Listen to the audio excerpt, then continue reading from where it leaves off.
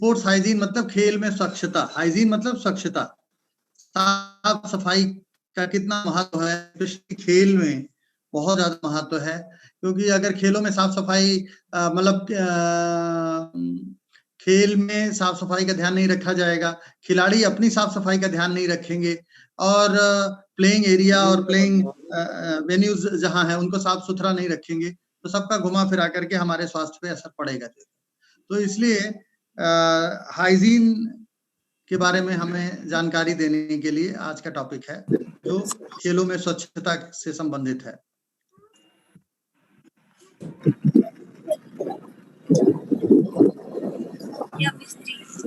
Hygiene को परिभाषित किया गया है, प्लीज म्यूट योर माइक, कहा गया है, it is the science of health and embraces all factors which contribute to healthful living. यानी हेल्दी लिविंग के लिए जो भी फैक्टर्स हैं वो उनको सभी को ये टच करता है hygiene, and it is a health science, it's a science of health you can say. इसमें मतलब जो है हम सभी स्वस्थ जीवन जीने के लिए जो भी चीजें चाहिए उनको ये सब एड्रेस करता है। The essence of hygiene is healthy habits to maintain a positive health. Healthy habits का विकास करना ही जो है जिससे कि हमारी हेल्थ सही रहे, ये हाइजीन का निचोड़ है। Why should an athlete know to keep him her away from the diseases causing germs and infections? ये जो बीमारियां हैं, प्लीज म्यूट योर माइक, किसका थैंक यू सर। वेलकम। तो why should an athlete know to keep himself away from the disease causing germs? ये जो germs हैं, जो बीमारियों के कीटाणु जिनको हम कह देते हैं आम भाषा में, वो बीमारी फैलाते हैं, ये हमें सबको पता है। ये कीटाणु बहुत तरह के होते हैं, ये बैक्टीरिया हो सकते हैं, ये फंजाई हो सकते हैं जिनको हम फफूंदी हिंदी में कह देते हैं, फफूंदी लग जाती है, फफूंदी की वजह से भी बहुत सारे बीमारियां लगती हैं। वायरसेस होते हैं जो है, जैसे आजकल कोरोना वायरस है, तो इसी तरह से बहुत सारे वायरसेस हैं जो बीमारियां फैलाते हैं, मतलब जो है।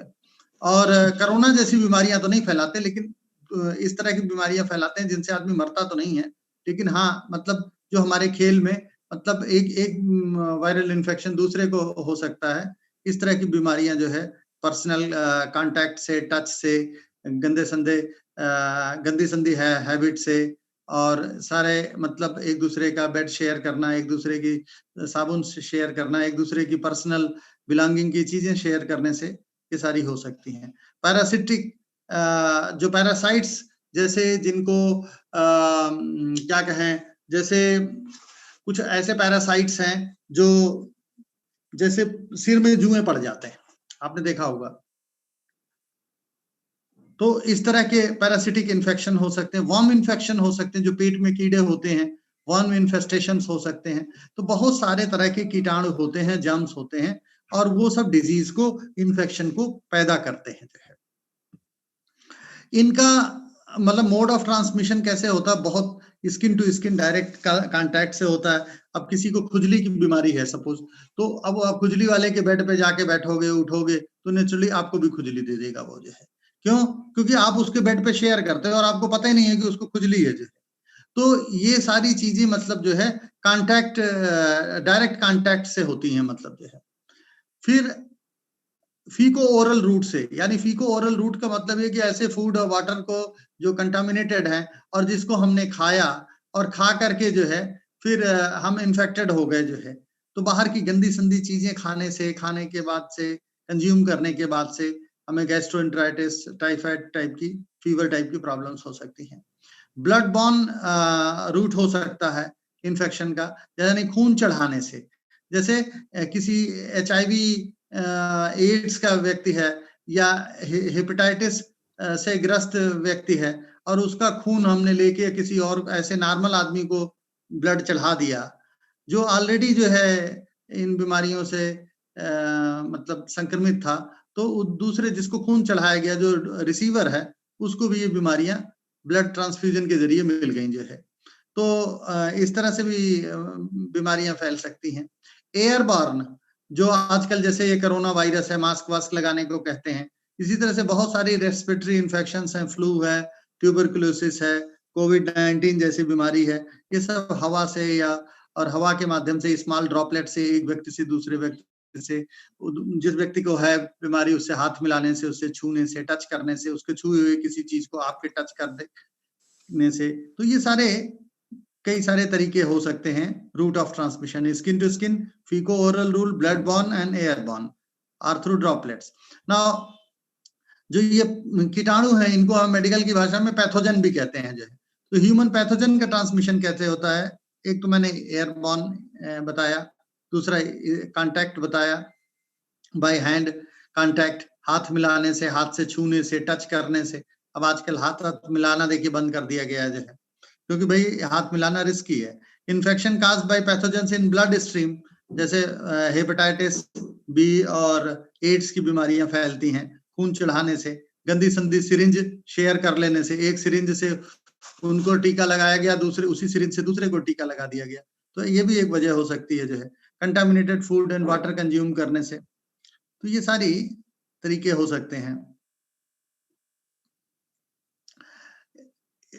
जो direct person to person contact या जिसको डायरेक्ट कांटेक्ट कहते हैं, it is most common and primarily through skin to skin contact जो ये प्रॉब्लम्स होती हैं। इनडायरेक्ट में पर्सन से वो इन एनिमेट ऑब्जेक्ट या सरफेस को वो जब व्यक्ति वो टच करता है, जो इन्फेक्टेड व्यक्ति है वो अपने हाथ से कुछ ऐसे सरफेस को टच करता है, फिर दूसरा आदमी जो हेल्दी है वो जाके उसी चीज को छू लेता है, तो उसको इस तरह से भी हो सकता है, उसको इनडायरेक्ट स्प्रेड का माध्यम माना जाता है। जैसे कोरोना वायरस से संक्रमित व्यक्ति है, अब वो उसने क्या किया, हाथ में छींक दिया अपने, और उसकी हाथ से उसने जाकर के कोई चीज, टेबल या कोई चेयर या कोई चीज छू ली, आप गए, आप भी उस टेबल चेयर को छू के और बैठ गए, और आपने ध्यान नहीं दिया, हाथ नहीं धोने की आदत है आपकी, हैंड सैनिटाइज करने की आदत नहीं, आपने वही हाथ अपना नाक में टच कर लिया, कहीं उसी हाथ से कुछ लेके गंदे संदे हाथ से आपने खा लिया, तो वो कोरोना वायरस आपके अंदर भी चला गया। तो मेरे कहने का मतलब ये है कि ये इनडायरेक्ट मेथड है, डायरेक्ट मेथड नहीं है, लेकिन इनडायरेक्ट मेथड है। इसीलिए कहा जाता है कि मतलब आपको सब सावधानी सतर्कता रखनी है, मास्क लगा के रखना है कोरोना के टाइम में, और ऐसी कोई चीज को जिसको कोई संक्रमित व्यक्ति छू के गया है उसको भी टच करने के बाद आपने हाथ को अपने धोना है, संक्रमित मतलब सैनिटाइज करना है।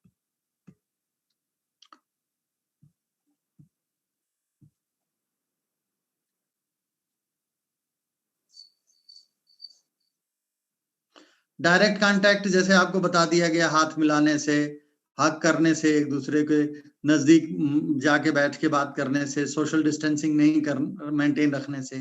एयर ट्रांसमिशन बता दिया, किसी ने छींका खांसा और उसकी ड्रॉपलेट्स आप तक पहुंच गए, आपने इनहेल कर लिया उसको, आपको बीमारी हो सकती है। इनडायरेक्ट कांटेक्ट से, जैसे संक्रमित व्यक्ति है, उसने जिस बर्तन में खाया पिया, ढंग से बर्तन धोया नहीं गया, बाहर होटलों में खाना पीना इसलिए थोड़ा मना करते हैं, बाहर साफ सफाई इतने ढंग से नहीं रखते लोग जो है, तो उसी कप प्लेट में, उसी बर्तन में, थाली में आपने भी खाना खा लिया, तो आपको भी होने का खतरा रहता है। फिर इसी तरह से संक्रमित फूड, संक्रमित वाटर, उनसे भी हो सकता है। इंसेक्ट से, पैरासाइट से, इनसे भी इन्फेक्शन हो सकता है। और कोई ऐसा रैबिड एनिमल है, यानी जो पागल जैसे कुत्ता होता, कुछ होता, वो किसी को काट ले तो दूसरे को भी हो सकता है, मतलब जो है संक्रमण हो सकता है जो है। एक पागल कुत्ता व्यक्ति को भी काट सकता है तो उसको भी संक्रमण हो सकता है, वो दूसरे को काटेगा। आपके पेट को काट दिया, आपने अपने पेट को नहीं वैक्सीन लगवा रखी है, तो आपके पेट से आपको भी हो सकता है, मतलब। तो ये सारी बहुत सारे तरीके होते हैं, मतलब जो है एक दूसरे से डायरेक्ट इनडायरेक्ट बहुत सारे तरीकों से बीमारियां फैल जाती हैं। हाई रिस्क फैक्टर्स स्पोर्ट्स में क्या होता है? पहले तो बात यह है कि जैसे आप कहीं टर्फ पे गिर जाते हैं, छिल जाना जिसको कहते हैं, एब्रेजन कहते हैं, एब्रेजन की वजह से अब वो स्किन एक्सपोज्ड हो गई है, वो स्किन में इन्फेक्शन होने का चांस रहता है जो है, क्योंकि now the skin outer layer epithelium जिसको कहते हैं वो कट गई है, छिल गई है, और अब इन्फेक्शन जाने का पूरा खतरा है जो है। फिर इसी तरह से शेयरिंग टॉवेल, इक्विपमेंट ये सारी चीजों की वजह से भी हो सकता है जो है। शेविंग कई दफे करते समय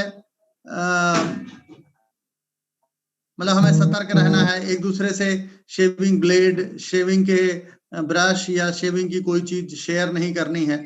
बहुत ज्यादा शेविंग मतलब ब्लेड ठीक नहीं है, उससे कट गया तो उससे भी इन्फेक्शन होने का खतरा होता है। अगर स्पेशली जब शेयर की हुई जब जब जब शेविंग के मटेरियल शेयर किए जा रहे हैं, प्रोलॉन्ग फिजिकल कांटेक्ट से भी इन्फेक्शन होने का खतरा रहता है।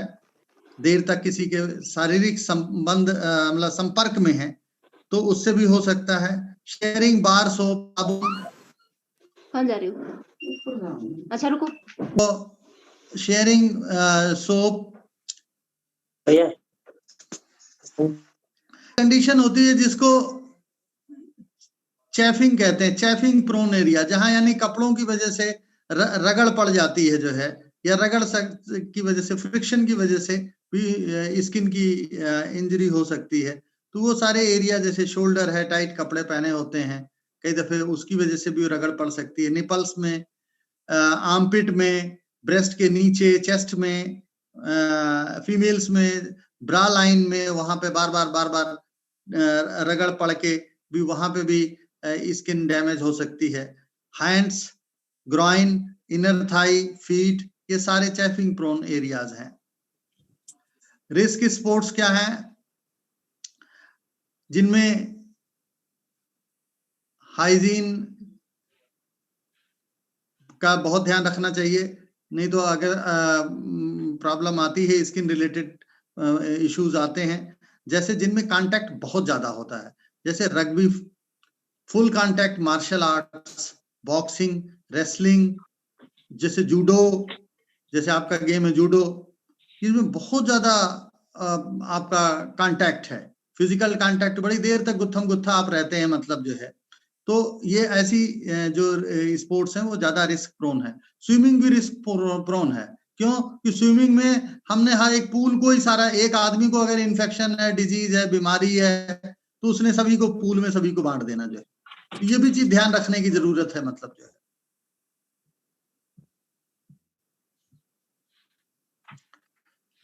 मीडियम टू हाई रिस्क वाले कांटेक्ट्स वाले गेम है, जिनमें कांटेक्ट होता है लेकिन इतना नहीं होता, जैसे सॉकर है, बास्केटबॉल है, हॉकी है, कांटेक्ट होता है, इतना नहीं होता है कुछ। तो जो थोड़ा जो इंडिविजुअल स्पोर्ट्स हैं वो सेफ हैं, उनमें कोई इतना कुछ ऐसा नहीं है। लेकिन हाँ, जो चीजें आर्टिकल्स वो शेयर करते हैं, जैसे कोई भी वेट लिफ्टर है, वो जाता है एक कॉमन बारबेल को पकड़ के उठाता है, तो नेचुरली अगर किसी को इन्फेक्शन होगा तो वो दूसरे को भी दे देगा। लेकिन वहां पे मतलब इतना कोई ध्यान देता नहीं है, लेकिन संभावना रहती है हर चीज की जो है। तो जो मॉडरेट रिस्क वाले स्पोर्ट्स हैं, जिनमें इतना खतरा नहीं रहता है, वो basketball, volleyball, soccer, baseball, softball, ice hockey, tennis, swimming के रिलेज हैं, वुमेन स्लैक्रोज, यानी ये सारे कई सारे स्पोर्ट्स हैं जो इतने रिस्क वाले नहीं है। यानी कहने का मतलब ये है, इसमें जितनी कांटेक्ट ज्यादा होगा उसमें खतरा ज्यादा रहेगा। कांटेक्ट कम है, थोड़ी डिस्टेंस है, थोड़ी मतलब उसमें दूरी है, तो वो थोड़ा सेफ स्पोर्ट्स है। लो रिस्क स्पोर्ट्स में या तो बिल्कुल ही कोई कांटेक्ट नहीं होता, जैसे इंडिविजुअल इवेंट्स मैंने बताया जो है, उनमें कोई कांटेक्ट इतना नहीं होता, वो लो रिस्क है। जो मीडियम रिस्क वाले हैं वो गेम के मैंने नाम आपको बता दिए अभी जो है। और हाई रिस्क वाले जो है, जो आपको मैंने नाम बताए, कि जिसमें रग्बी है, फुल कांटेक्ट मार्शल आर्ट्स है, बॉक्सिंग, रेसलिंग, तो ये सारे जितने गेम हैं, ये सारे गेम जिनमें कांटेक्ट ज्यादा तो रिस्क ज्यादा।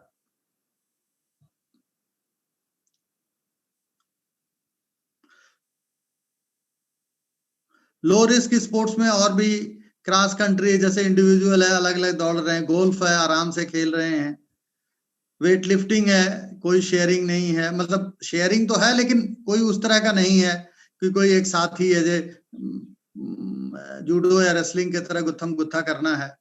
बॉलिंग का एक गेम होता है। इंडिविजुअल स्विमिंग्स हैं, मेडले स्विमिंग्स नहीं, इंडिविजुअल स्विमिंग्स हैं। तो बाइसाइक्लिंग हुई, ऐसे बहुत सारे गेम हैं। साइकिलिंग मतलब इनमें थोड़ा बहुत कम रिस्क रहता है। अब आपको हाइजीन के लिए क्या करना चाहिए, ये यूनिवर्सल हाइजीन प्रिकॉशंस हैं।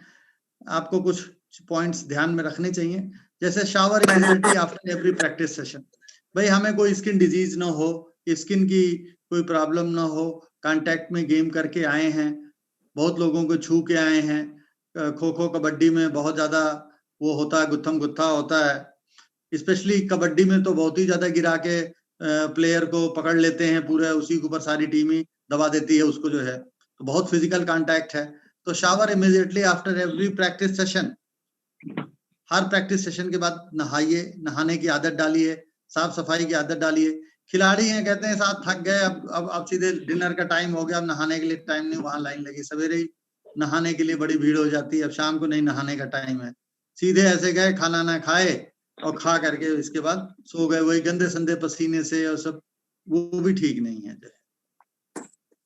तो you should develop such a good habit कि shower immediately after every practice session, preferably within 30 minutes using liquid soap. माने सोप भी शेयर ना करें, अगर कहीं हो सके तो लिक्विड सोप हो आपके पास, आपने अपना सोप, लिक्विड सोप, या तो आपका इंडिविजुअल सोप हो, आप किसी का सोप ना ले, मतलब जो है। और सारे अपने पसीने वाले गंदे बाहर के कपड़े, जैसे आजकल कोरोना के टाइम में लोग धो देते हैं, वैसे वो नॉर्मल वो आदतें डाल लें तो ज्यादा बढ़िया रहेगा, स्पोर्ट्स के हाइजीन के लिए भी बढ़िया रहेगा। All workout clothes after each wash, थोड़ा सा पानी से ही चाहे निकाल दें, चाहे हल्का सोप डाल के टब में उसको निकाल लें, लेकिन मतलब धोएं जरूर। मतलब ये मतलब आइडियली है, बाकी तो कर पाने के ऊपर है आपके।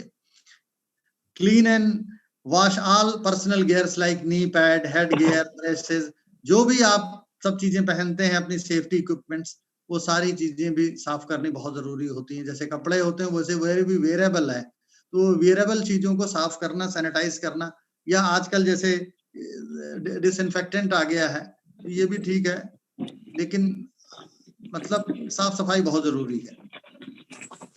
Do not share water bottle, towels, personal hygiene, जैसे हाइजीन प्रोडक्ट्स जैसे रेजर, शेविंग ब्रश एटसेट्रा।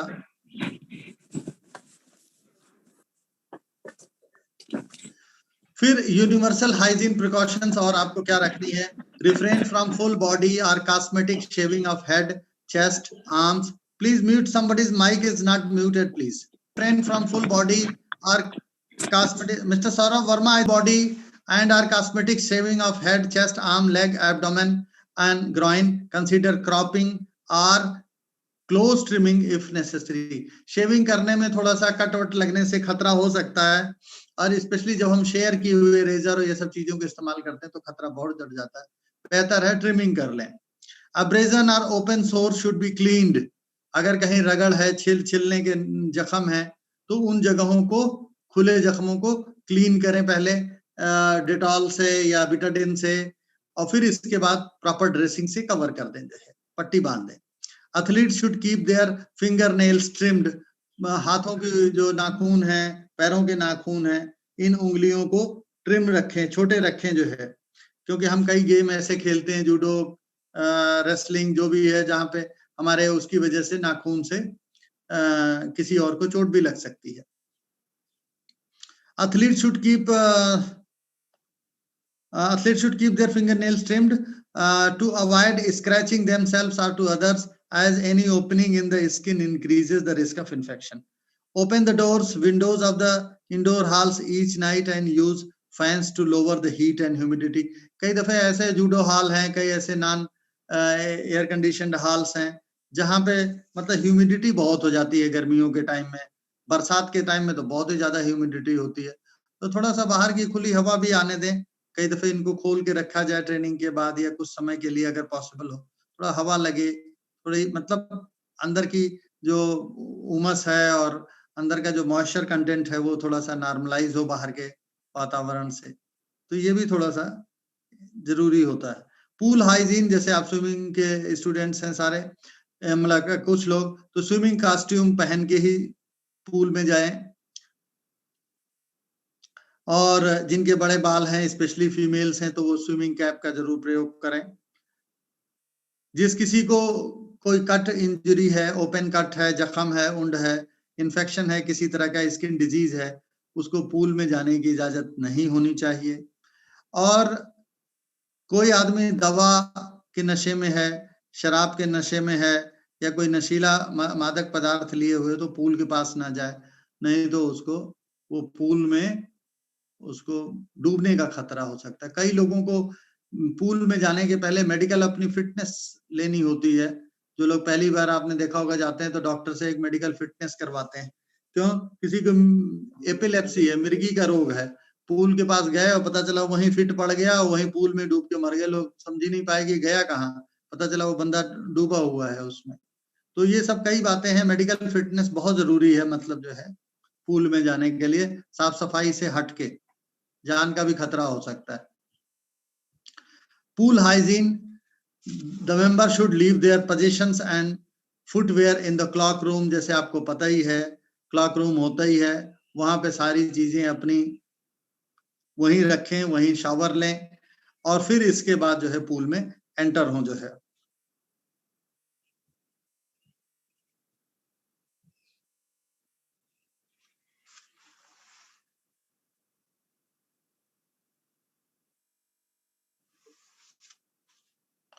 उनमें प्रिकॉशंस क्या हमें लेने हैं।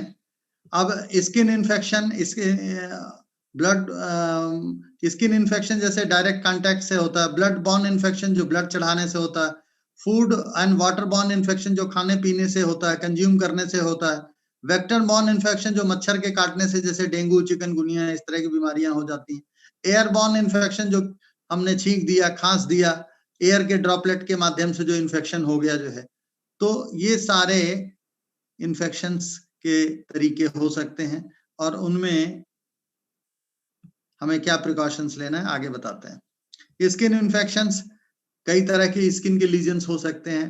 बैक्टीरियल स्किन इन्फेक्शन हो सकता है, फंगल स्किन इन्फेक्शन हो सकता है, वायरल स्किन इन्फेक्शन हो सकता है, और इन्फेस्टेशन भी स्किन में हो सकता है। इन्फेस्टेशन और इन्फेक्शन में थोड़ा सा फर्क होता है, मैं आगे बताऊंगा आगे।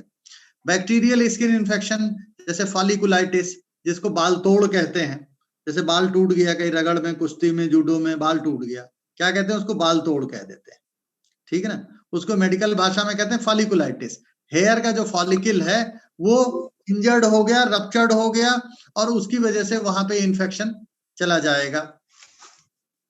तो इसी तरह से एक कंडीशन होती है जिसको कहते हैं सेलुलाइटिस, वो भी स्किन की ही कंडीशन होती है। फरंकल, जब फोड़ा बन जाता है जो है, और कई सारे फोड़े इकट्ठे बन जाते हैं, उनको कार्बंकल कहते हैं जो है। एक कंडीशन होती है जिसको कहते हैं इम्पिटिगो। इम्पिटिगो भी एक हाईली कंटेजियस स्किन की इन्फेक्शन है, जिसमें मतलब जो है चेहरे पर लाल रंग के जख्म से हो जाते हैं, मतलब जो है उसको इम्पिटिगो कहते हैं। फंगल इन्फेक्शन बहुत कॉमन होता है, रिंग वर्म, जैसे दाद, जिसको दाद कहते हैं, कहते हैं दाद हो गई जो है।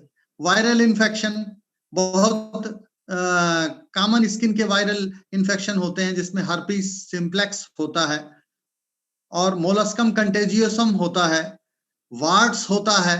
ये सब स्किन बीमारियों के नाम हैं जो मतलब एक व्यक्ति से दूसरे व्यक्ति में फैल जाते हैं जो है। तो थोड़ा सा सावधानी रखना आपको बहुत जरूरी है। इन्फेस्टेशंस, जैसे मैंने बताया, इन्फेस्टेशन क्या होता है? जब कोई पैरासाइट हमारे बॉडी में रहने लगता है, तो उससे जब हम इन्फेक्ट हो जाते हैं तो उसको इन्फेस्टेशन बोलते हैं। जैसे बैक्टीरिया, वायरस, फंगस, इनसे जब हमें कोई बीमारी होती है उसको हम इन्फेक्शन कह देते हैं। लेकिन कोई ऐसा जीव, उसको जीव कहिए, वो दूर से दिखाई भी दे सकता है जीव, और वो जब जीव हमारी बॉडी में रहने लगे और हमारी स्पेशली स्किन में रहने लगे, तो उसकी वजह से जो बीमारी होती है उसको हम इन्फेक्शन नहीं कहते हैं, उसको हम इन्फेस्टेशन कह देते हैं। जैसे पेडिकुलोसिस, इसके बीज, पेडिकुलोसिस माने जैसे सिर में जैसे जुएं पड़ गए, जैसे कई लोग नहाते नहीं है, रोज नहाने की उनकी आदत नहीं है, उनके शरीर में जुएं पड़ गए, बाल में तो छोड़िए शरीर में जुएं पड़ जाते हैं, उस बीमारी को उसको इन्फेस्टेशन को पेडिकुलोसिस कहते हैं। फिर इसके बीज जो उंगलियों में हमारे स्पेशली बीमारी होती है, पैरों की उंगलियों में, हाथों की उंगलियों में विशेष रूप से, खाज जिसको हम कहते थे आम भाषा में खाज खुजली हो गई जो है, यानी इसके बीज एक डिजीज होती है, उसमें जो कीटाणु होते हैं वो कीटाणुओं की वजह से इन्फेस्टेशन हो जाता है जो है।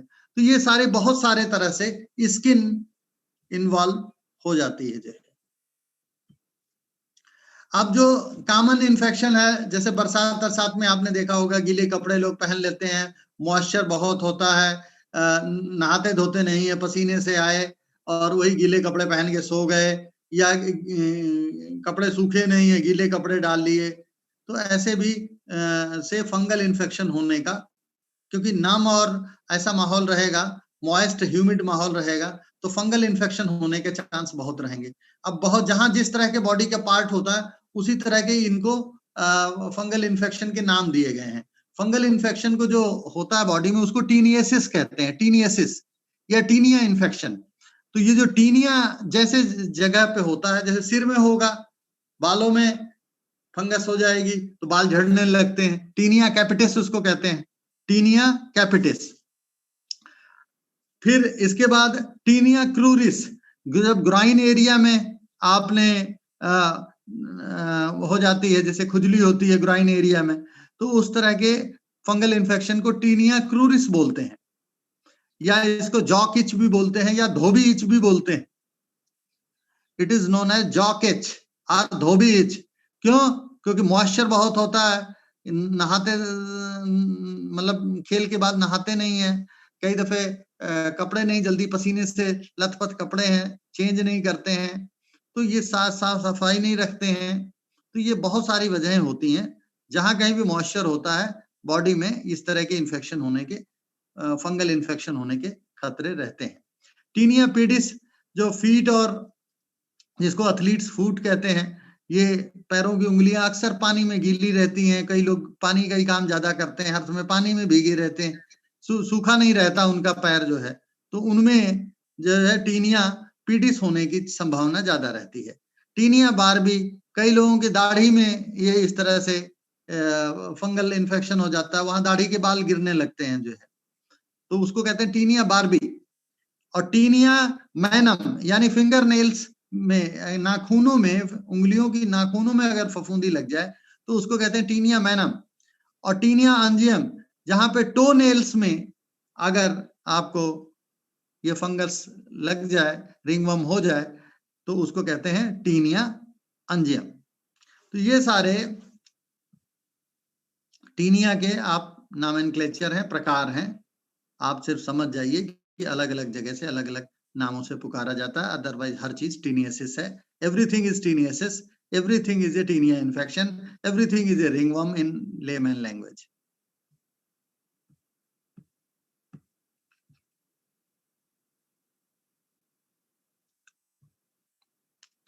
अब रिंगवर्म में आपने जानते होंगे, शुरू में लाल लाल खुजली खूब होती है, लाल लाल चकत्ते से होते हैं जो है, थोड़ा सा स्किन थोड़ी वहां पे उठी होती है, जो उभरी होती है जो है। फिर इसके बाद शार्पली उसके एजेस डिफाइंड होते हैं, आप दूर से देखेंगे जो नॉर्मल स्किन होती है उसके एजेस डिफाइंड होते हैं, आप देख करके पता कर सकते हैं कि हाँ ये इतने दूर में मेरे को ये लाल लाल चकत्ते से हैं, ये चकत्ते, ये पैचेस क्या हैं, ये रिंगवर्म के हो सकते हैं जो है। लेकिन अपने से डायग्नोसिस मत करिए, स्किन की बहुत सारी कंडीशन होती हैं, किसी डॉक्टर को दिखा के ट्रीटमेंट लीजिए, कहीं पता चला आप रिंगवर्म कह रहे हैं, पता चला कुछ और बीमारी निकल आई जो है, तो अपना दिमाग नहीं लगाना है, दिमाग तो डॉक्टर का लगेगा जो है, स्पेशली स्किन डॉक्टर का लगेगा।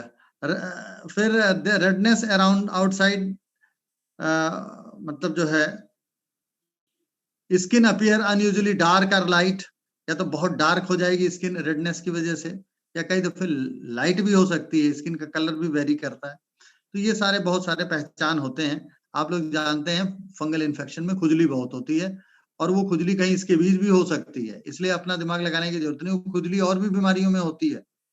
तो ये खाली ये कह देना कि ये फंगस है, ये भी शॉर्ट साइटेड व्यू है, ये भी ठीक नहीं है। अब वायरल इन्फेक्शंस,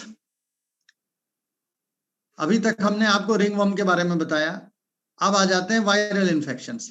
वायरल इन्फेक्शन हमने 3 बताए, herpes simplex virus, molluscum contagiosum and wards.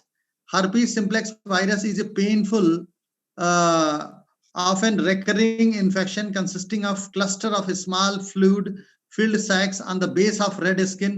Viruses may remain dormant in the body for years and manifesting themselves in the situation of depressed immunity.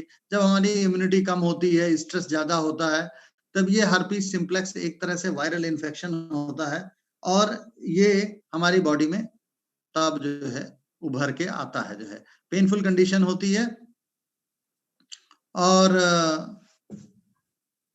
ये वायरस शरीर में बहुत समय तक निर्जीव पड़े रहते हैं, डॉर्मेंट पड़े रहते हैं, मतलब ज्यादा एक्टिव नहीं रहते हैं, लेकिन जब देखते हैं कि हमारी इम्यूनिटी कम हो जाती है तो ये तभी हमला बोल देते हैं, जो है। मोलस्कम कंटेजियोसम क्या है?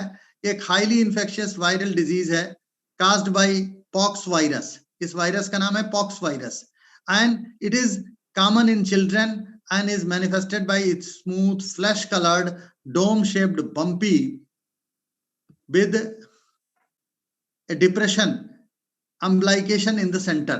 कहने का मतलब यह है कि इसमें जो थोड़े उभरे उभरे से छाले जैसे दिखते हैं, लेकिन बीच में थोड़ा सा पिटिंग सा होता है, ऐसा ऐसा ऐसा पिटिंग जैसे लगेगा जैसे एम्ब्लाइकस होता ना, एम्ब्लाइकस समझते हैं आप, नेवल नाभि, नाभि नाभि जो है बीच में थोड़ा सा गड्ढा सा होता है, चारों तरफ से नाभि देखें उठी होती, बीच में थोड़ा सा गड्ढा होता, पिटिंग होता है। तो कहने के लिए मतलब जो है लाइक एम्ब्लाइकेशन, बट इट्स ए आप ये कहते हैं कि छाले हैं, छाले में बीच में थोड़ा डिप्रेशन है, उसको पहचानना इसलिए थोड़ा सा आसान रहता है। मोलस्कम कंटेजियोसम कहते हैं जो है, ये भी हाईली इन्फेक्शियस वायरल डिजीज है, और ये मतलब जो है राउंड फॉर्म पेनलेस लंप की तरह से ये दिखाई देता है, जो है दर्द नहीं इतना होता। वार्ड्स क्या होते हैं? वार्ड्स स्किन की ग्रोथ होती है caused bye papilloma virus. Human papilloma virus normal virus होता है जो बॉडी में रहता है, ये इसकी वजह से कई दफे जो है इन्फेक्शन हो जाता है, जिसको हम वार्ड्स बोलते हैं। इसमें भी उभरे उभरे सरफेस हो जाते हैं, जो है मतलब काफी जो है उभार सा हो जाता है, फ्लैसी बम्प बन जाता है, जो है। और ये हेलो, किसी ने कुछ कहा? Papilloma virus, human papilloma virus. अब बैक्टीरियल जो इन्फेक्शन होता है वो staphylococcus bacteria, Staphylococcus aureus and Streptococcus bacteria account for a wide variety of bacterial infection। ज्यादातर स्टेफाइलोकोकस और स्ट्रेप्टोकोकस बैक्टीरिया की वजह से होते हैं, बस इतना याद रखिए। Staphylococcus and Streptococcus bacteria, they are the responsible for wide variety of bacterial infections of the skin। जो वायरल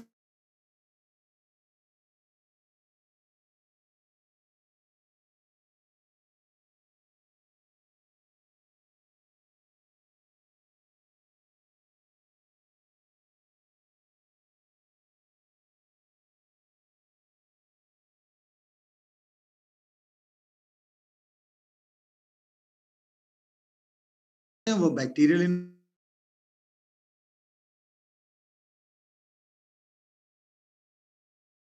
एंड स्ट्रेप्टोकोकस, तो ये बैक्टीरिया जो है काफी इन्फेक्शंस करते हैं।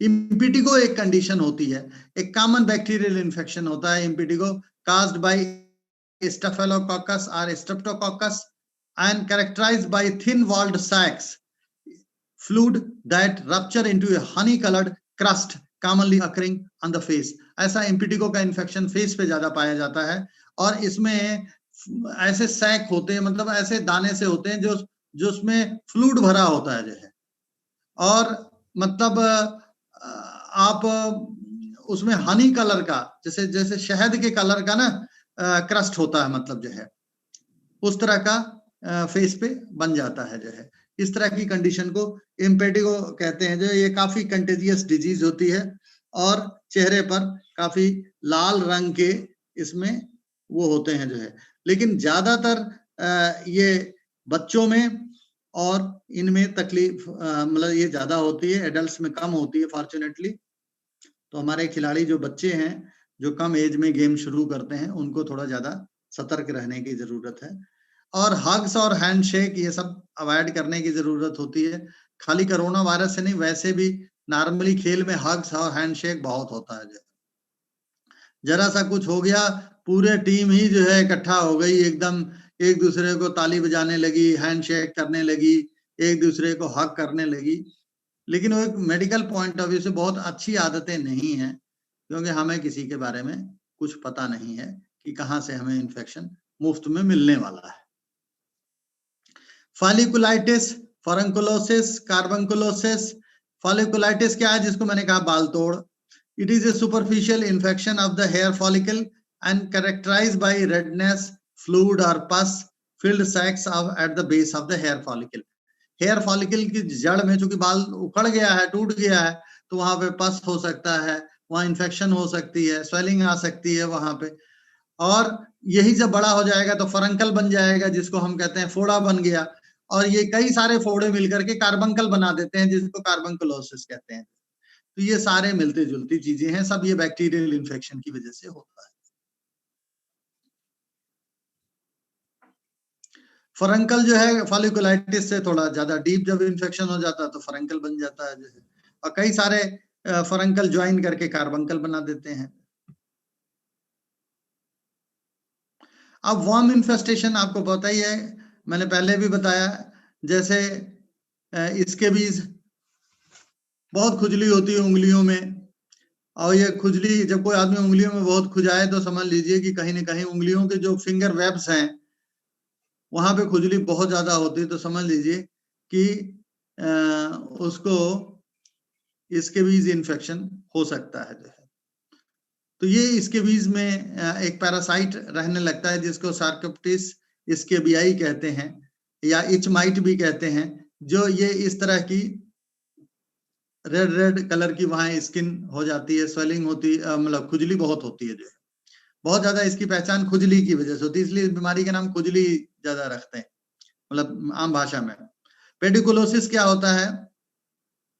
जो जुएं, जैसे मैंने बताया, जुएं पड़ जाते हैं सिर में, बहुत लोग साफ सफाई नहीं रखते हैं, तो जुएं पड़ने के तो पेडिकुलोसिस इन्फेस्टेशन हो जाता है जो है।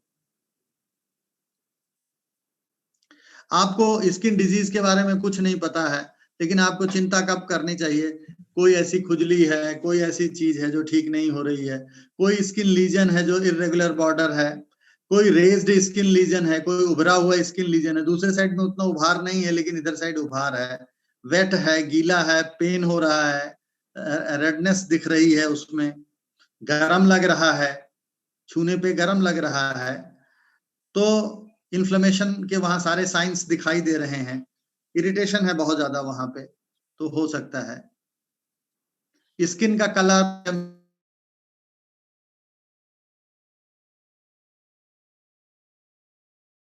ज्यादातर जो ब्राइट रेड कलर जो लीजन होते हैं वो मतलब फेडेड रीजन से थोड़ा सा ज्यादा प्रॉब्लम क्रिएट करते हैं। जो फेडेड रीजन, इट मींस कि इन्फ्लेमेशन वहां था, वो रिजॉल्व हो रहा है इन्फ्लेमेशन, अब वहां पे कोई मतलब धीरे धीरे वो ठीक हो रहा है।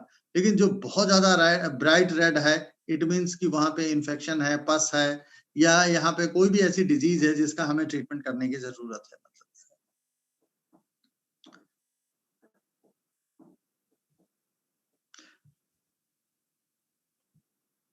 स्किन इन्फेक्शन का ट्रीटमेंट क्या होता है? बैक्टीरियल इन्फेक्शन अगर मान लीजिए डॉक्टर डायग्नोस करता है तो वो एंटीबायोटिक दे करके उसको ठीक करता है। वो एंटीबायोटिक ओरल भी हो सकती है, वो एंटीबायोटिक लोकल भी मलहम लगाने को दे सकता है। कई दफे बहुत केसेस में जरूरत तो जल्दी नहीं पड़ती, लेकिन ओरल कह रहे हैं, इंजेक्शंस के माध्यम से भी दवा दी जा सकती है। दवा देने के यही 2-3-4 माध्यम है। लोकल एप्लीकेशन, जिसको मलहम कहते हैं, ऑइंटमेंट लगाना कहते हैं। ओरल रूट, जिसके जरिए दवाइयां, मेडिसिन हम लेते हैं, चाहे कैप्सूल हो, टैबलेट हो, कुछ भी हो। और एक इंजेक्शन का माध्यम जिसमें हम इंट्रामस्कुलर इंजेक्शन देते हैं। जो कई दफे डॉक्टर वेन्स में इंजेक्शन देते हैं, ग्लूकोज के साथ दवा चढ़ाते हैं, तो वो एक आईवी माध्यम है, वो हॉस्पिटल में हो सकता है, हर जगह नहीं। और उसकी जरूरत है कि नहीं, वो डॉक्टर, सब चीज की जरूरत डॉक्टर देखता है। वायरल इन्फेक्शन क्या होता है? वायरस से जब हमें इन्फेक्शन कोई हो जाता है, जैसे मोलस्कम कंटेजियोसम, जैसे वार्ड्स, जैसे हर्पीस सिम्प्लेक्स, तो इनमें हम एंटीवायरल दवा देते हैं। जो है यानी जिस तरह का डायग्नोसिस है उसी तरह की दवा।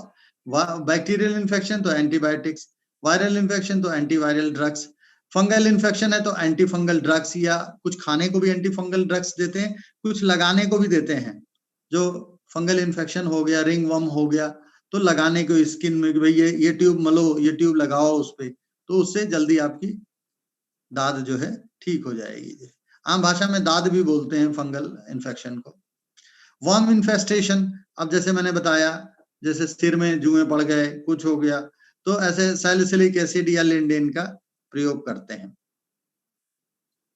स्किन इन्फेक्शन में आपको प्रिकॉशन क्या और रखने की जरूरत है कि you must notify your parent, guardian और कोच कि भाई मुझे ये ऐसी तकलीफ है और मुझे कंपटीशन है, मुझे प्रैक्टिस करनी है, तो मैं करूं ना करूं या पहले इसको ठीक, क्योंकि आप जब तक बताएंगे नहीं ना, और आप उसी गंदे मतलब गंदे कह रहे हैं, जिस तरह के बीमारी के साथ आप खेलेंगे तो आप दूसरों को भी इन्फेक्शन देंगे। तो बेहतर है आप डिस्क्लोज करिए, डिक्लेयर करिए कि मुझे ये चीज ठीक नहीं लग रही है, मुझे इसको चेक करा लेना चाहिए। ये गुड हैबिट्स होती हैं, ठीक है, बाकी तो आपके हाथ में है, बाकियों की औरों की भी सुरक्षा आपके हाथ में है। आप डिक्लेयर करिए ना करिए, आप खुद ही समझ पाइए ना समझ पाइए, जहां ना समझ पाइए तो किसी बड़े को बताइए, पेरेंट्स को बताइए, गार्जियन को बताइए, कोच को बताइए, और ये लोग आगे डॉक्टर को बताएं। जो है An appropriate healthcare professional should evaluate all skin lesions before returning to practices or competition. Of course, क्योंकि उसके बाद ही वो फैसला करेगा गेम खेल सकते हैं, नहीं गेम खेल सकते हैं। जो है गेम खेलने में इनको कहीं कोई तकलीफ इनकी बढ़ तो नहीं जाएगी। जो है कि बहुत सारे कॉन्टैक्ट इस स्पोर्ट्स में ये सारे जो दाने हैं या ये सारे चीजें हैं छिल जाएंगी, रगड़ जाएंगी, ये दाने फूट जाएंगे, उनसे पस निकलेगी या जख्म जो है बढ़ जाएगा। तो ऐसे नहीं आप खेल सकते हैं। पहले आप हेल्दी होइए, अपनी स्किन को ठीक रखिए, फिर इसके बाद गेम में पार्टिसिपेशन करिएगा।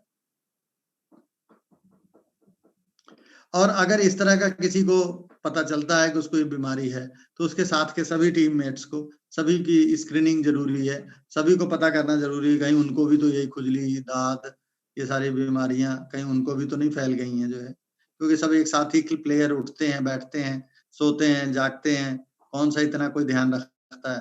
तो ये सब एक से दूसरे में फैलने वाली चीजें हैं, तो ये भी थोड़ी सतर्कता बरतने की जरूरत है।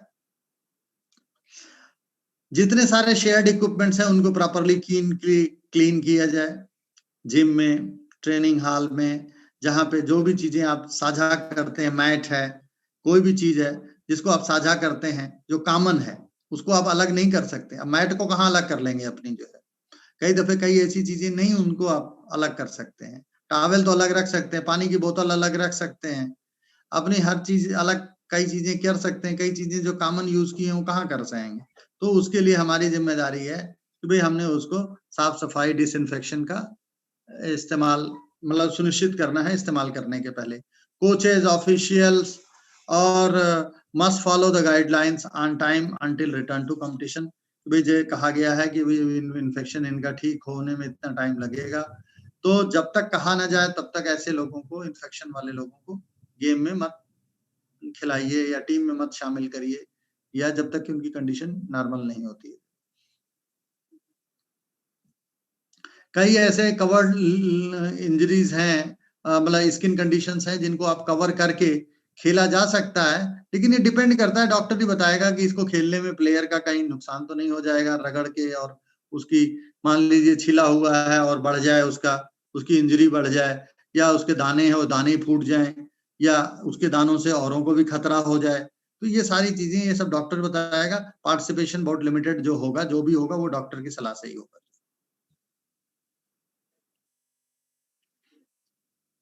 अब मैंने बताया जैसे फंगल इन्फेक्शंस में एक एथलीट्स फुट होता है। एथलीट्स फुट में पैरों में जो फफूंदी लग जाती है, और इसमें क्या है कि आपको wear cotton non synthetic socks, जो पैरों में जो है साफ सफाई का ध्यान रखें, गुनगुने पानी में पैर धोएं, गेम से आने के बाद थोड़ा सा जो बदबू है, स्मेल है जूतों की, सॉक्स की, इसके बाद जो है कॉटन सॉक्स पहने, और ये सॉक्स भी समय समय पे धोते रहे। मतलब जो है सॉक्स जो है नॉन सिंथेटिक हो, कॉटन के हो। कॉटन के होने के कॉटन क्या होता है ना कि कॉटन पसीना सोखता है। अगर आप गेम खेलेंगे पसीना निकलेगा, तो कॉटन सॉक्स पहनने से वो पसीना को सोखेगा। अगर आप सिंथेटिक या कोई दूसरा मटेरियल ले लिए तो वो इतना मतलब मॉइस्चर एब्जॉर्बिंग नहीं होगा मटेरियल जो है, तो इसलिए आपको मॉइस्चर रहेगा तो ये फिर फंगल इन्फेक्शन होने की संभावना बढ़ जाएगी। कई दफे आपको हर समय बंद जूते पहनने, चलिए जहां खेलना है वो करना है, बाद में सैंडल यूज कर लें, चप्पल यूज करें, ओपन टोज शूज पहने जिनमें टोज बाहर हो, कम से कम हवा लगे, उनको सूखने का थोड़ा मतलब हर समय पहनने से भी ये सब हो सकता है। शूज पहन के रखने से, तो जब गेम नहीं है इसके बाद थोड़ा सा खुला चप्पल पहने, उससे भी ठीक रहता है। जो जॉक इच या जिसको हमने कह रहे हैं धोबी इच, या जो टीनिया क्रूरिस है, उसको एथलीट फुट्स को क्या कहते हैं, टीनिया पीडिस। तो जो टीनिया क्रूरिस है, कॉटन ब्रीफ्स पहने, जो अंडरवेयर पहने वो कॉटन की पहने, क्योंकि ग्रॉइन के एरिया में बहुत पसीना निकलता है जो है। और जब नहाएं तो साबुन से, पानी से जो है गेम करने के बाद नहा लें। सारे अपने ग्रॉइन एरिया को, जेनाइटल्स को, इधर आसपास बहुत मॉइस्चर, बहुत पसीना निकलेगा, उसको सारा कुछ क्लीन कर लें जो है। और फिर क्लीन करने के बाद ड्राई कर लें, इसको पोंछ करके, सुखा करके ड्राई कर लें। और फिर इसके बाद अगर आपको बार बार यहाँ पे धोबी इच या जॉक इच ये होता है, तो यहाँ पे anti fungal powder, talcum powder, या नहीं एंटी फंगल टैल्कम पाउडर है तो गुड टैल्कम पाउडर जरूर यूज कर लें to prevent this jock itch और एथलीट्स फुट। टोज में भी आप छिड़क सकते हैं, क्योंकि बार में आपको टोज में भी बहुत जल्दी हो जाता है, तो आपने वहां पे भी उसको छिड़कना है। Now what are the basic guidelines to return to play? No new lesions. अगर आपको 48 घंटे से कम समय में कोई भी नया लीजन नहीं हुआ है तो आप रिटर्न कर सकते हैं। ओरल एंटीबायोटिक्स ग्रेटर देन 72 घंटे चल चुकी है फॉर बैक्टीरियल इन्फेक्शंस, आप रिटर्न कर सकते हैं। एंटीवायरल थेरेपी 10 से 14 दिन हर्पीस के लिए चल चुकी है, आप रिटर्न कर सकते हैं। ओरल टॉपिकल एंटीफंगल 14 दिन आप खा चुके हैं सिर के लिए, तो आप रिटर्न कर सकते हैं। नो एक्टिव लीजन्स, आपके अंदर शरीर में कोई एक्टिव लीजन नहीं है।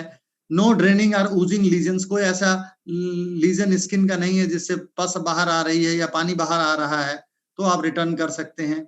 सारे लीजन्स आपके जो है हेल्दी हैं, सब सूख गए हैं, उनमें पपड़ी पड़ चुकी है, जैसे एब्रेजन हुआ तो उनमें पपड़ी पड़ चुकी है जो है। Site must be covered after all lesions must be scabbed. No evidence of infestation, कोई जुए नहीं है, कोई पेडिकुलोसिस नहीं है, कोई स्केबीज नहीं है, आप रिटर्न कर सकते हैं। जहां कहीं भी गेमों में चोट लग जाती है, जैसे बॉक्सिंग वॉक्सिंग में कहीं कट लग गया, ब्लड गिर रहा है, तो भाई ब्लड को पहले साफ करिए, ब्लड को रोकिए, कपड़े ब्लड पे गिर गए हैं कपड़े चेंज करिए। ये सारे कुछ यानी इन सारे ब्लीडिंग के साथ आप प्लेयर को खेलने मत दीजिए, ब्लीडिंग को स्टॉप करिए और फिर इसके बाद गेम खेलने लायक बनाइए जो है। और जो भी ड्रेसिंग करेगा अपने हाथ में ग्लव्स पहन करके ड्रेसिंग करे, क्योंकि आपके गंदे संदे हाथों से उसको इन्फेक्शन हो सकता है, इसलिए हाथ पहले धोइए, ग्लव्स पहनिए और फिर फर्स्ट एड के रूप में ड्रेसिंग करिए जो है। तो जो वेक्टर बॉर्न इन्फेक्शंस है, जैसे डेंगू है, सभी जैसे कूलर वूलर में कहते हैं पानी यानी जमा होता निकाल देना चाहिए, क्योंकि इनमें जो लार्वा होते हैं वो अपने बच्चे देते हैं, अंडे से लार्वा बनता है और फिर यहाँ से डेंगू का इन्फेक्शन फैलता है। ये डेंगू के मच्छर जो फैलाते हैं। तो इसी तरह से बाहर की चीजें खाने पीने से, गंदा संदा आउटसाइड ईटिंग करने से ये सब भी हमें इन्फेक्शन हो सकता है। इनको अवॉइड करें। जो है एयरबॉर्न इन्फेक्शन, हमें मास्क पहन के रखें। जिन लोगों को अस्थमा, दमा, ब्रोंकाइटिस की प्रॉब्लम है, मास्क पहने, पोल्यूशन से बचें। और छींके खांसे अपने हाथ में, अपने कफ में छींकें या यहाँ पे कफ कर लें, मतलब एल्बो में कफ कर लें।